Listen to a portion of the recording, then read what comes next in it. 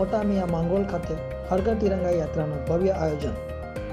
મોટા મિયા માંગરોળ ખાતે માંગરોળ ગ્રુપ ગ્રામ પંચાયત દ્વારા તિરંગા યાત્રાનું ભવ્યાતિ ભવ્ય આયોજન કરવામાં આવ્યું હતું, જેમાં SP Madrasa high school, SP Madrasa girls high school, Gulam Mohammad Patel મદ્રસા પ્રાથમિક શાળા અને સરકારી પ્રાથમિક શાળાના તમામ વિદ્યાર્થીઓ, શિક્ષકશ્રીઓ અને આચાર્યશ્રીઓ ઉત્સાહભેર ભાગ લીધો હતો।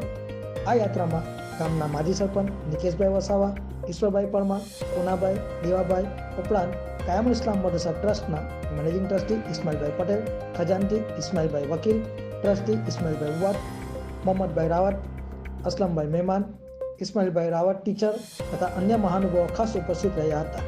તિરંગા યાત્રામાં શાળાના વિદ્યાર્થીઓ, વિદ્યાર્થિનીઓ તિરંગાની શાનમાં નારા લગાવ્યા હતા।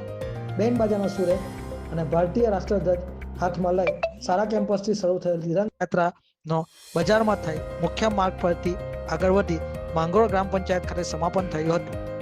અંતે રાષ્ટ્રગીતનું ગાન કરી અને વૃક્ષારોપણ કરી સૌ છૂટા પડ્યા હતા।